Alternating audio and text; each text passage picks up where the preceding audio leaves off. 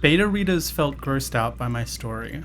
Their feedback has an epic feel but feels grimy and gross out and not epic because of the body entrails. And peeing. Enjoyment is impossible for me because of the topic and treatment. I realize my story is not for everyone, but at the same time I can't help but be worried I should tone down the content or not. What do you guys think of gore content? No mention of the pee. How much gore is too much gore? No mention of the pee. You're being coy about your subject in a space where that serves no one. What's the genre? What kind and how much gore are we talking? The topic and treatment will absolutely contextualize reader disgust. Grimdark fantasy. Main character is a blind cannibal who is raised by a fantasy subterranean species who primally communicate with the smell of piss. In one of the chapter they mentioned, the main character is eating a thug he just killed. Edit. My story is grimdark fantasy. Main character is a blind cannibal who is raised by a fantasy subterranean species who primally communicate with the smell of piss. In one of the chapter they mentioned, the main character is eating a thug he just killed. Nah fam, I'm good. I mean, dogs do it all the time. But when I'm sorry, Op, but the idea of communicating through piss smell is absolutely taking me the fuck out. It's fine. I know my work is not for everyone. Did you specifically seek out genre-specific beta readers? Not really, it's just a writing circle. I don't even know where to look for specific genre beta readers. Try piss fetish. Try extreme horror lit. There's a time and a place for gore. It's impossible to really say more. Grimdark fantasy, main character is a blind cannibal who is raised by fantasy subterranean species who primarily communicate with the smell of piss. In one chapter they mentioned the MCU's immediately thug he just killed. I didn't expect for piss to be a hard sell. I don't even go into detail to the piss. Just say, they pissed themselves. You'd be better off with pheromones. The ship kinda had sailed for that one. Honestly, I already wrote and post an entire book online. I just want to say, that sounds metal as fuck. And so here's some more advice, and you know, people are trying to like tell him to cultivate an audience, but is it for the sake of the plot or just because? Grimdark fantasy main characters are blind. In my world building, their piss smell can last for decades, and the species can alter the chemical in their piss to make different kind of smell for different type of information. They also can turn their piss into a pseudo healing potion. Basically, it's magic piss. In other words, you have excuses for characters to piss on each other and smell piss all the time.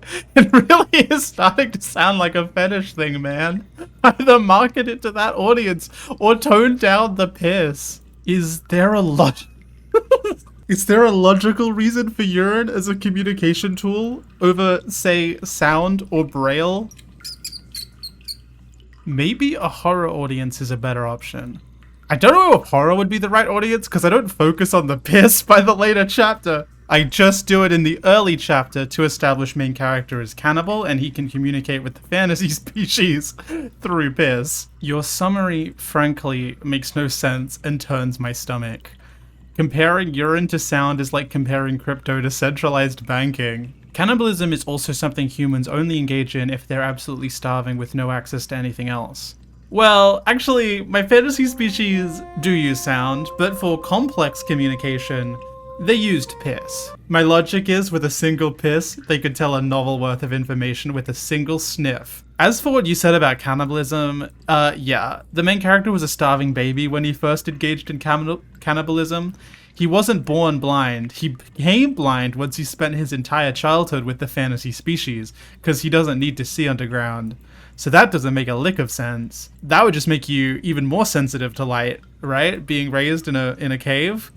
Or he doesn't need to see underground, so he's just had his eyes closed the entire time. With my hand over my eyes, and for most of that time I thought, I'll never see again. So there's some interesting world building and character sketch here, but what's the story about? So far all you've described is, main character does sick shit because he was raised by sick shit lovers. What's the story, not what is the main character? Somewhere along the story, he'll thought becoming an emperor will make everyone happy, and he have to fought a civil war for the throne. Hell yeah. Animals in real life are the inverse of what you say here. Advanced information through sound, sight, and touch, and simple messages through urine for the reason I've just explained. I would suggest actually researching biology. Just let them write the piss story, bro. It's a fantasy race for a reason. I don't think I need a PhD in biology for it. Babies don't engage in anything of their own volition. He was hungry and tried to suck his mother's milk, but there was none, so he first ate the critters. And when the crows came to peck at the corpse, he ate the small leftover. Okay, so you wrote something grossly disturbing. Stephen King does it all the time, and he gets away with it because the events are interesting and his work has something to say. Does your work have any themes, or have any statement to make? The tagline is the most evil emperor in history truly evil? You can't make that your tagline and make the answer an unequivocal yes. Main character helped foster talent of the people in his group. They ended up benefiting society. And subterranean mole people will get human rights under his rule.